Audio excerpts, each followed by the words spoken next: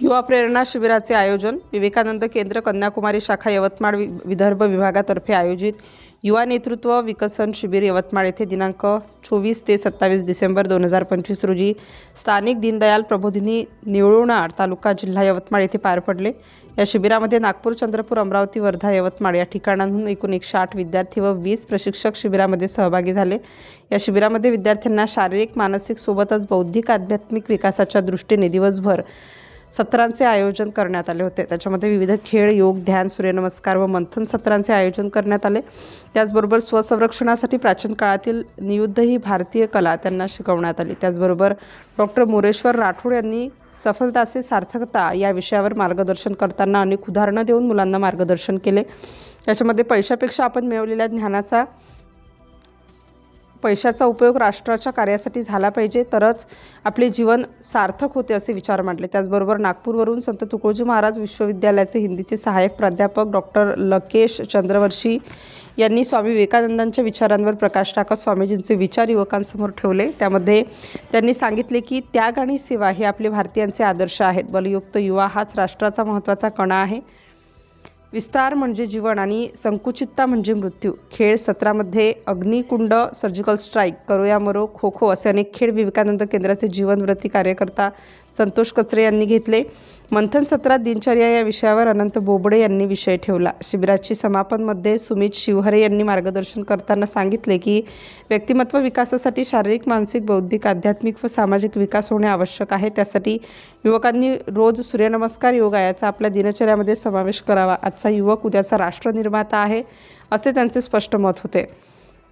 शिबिरामध्ये भारतमातेचे पूजन करण्यात आले। त्यामध्ये शहरातील विविध लोकांनी सहभाग घेतला। प्रशिक्षण यशस्वी करण्यासाठी निखिल भूत, केंद्र संचालक जगदीश शर्मा, डॉक्टर मारू, प्राचीताई दामले, पंकजी वसानी, प्राध्यापक सुरेंद्र नारलावार, बजरंगजी राठी, वसंत आले, उदयजी सज्जनवार, प्राध्यापक अभिजित पवार यांनी परिश्रम घेतले। सिटी इंडिया न्यूज जिल्हा प्रतिनिधी यवतमाळ राजेश आर ईश्वरकर।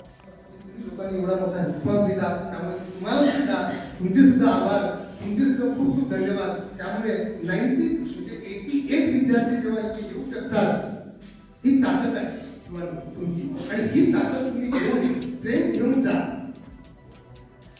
खूप काही काम करता येतं हे मी माझ्या निधी संकलनामधून सांगतो की तुम्हाला शिकलो मी।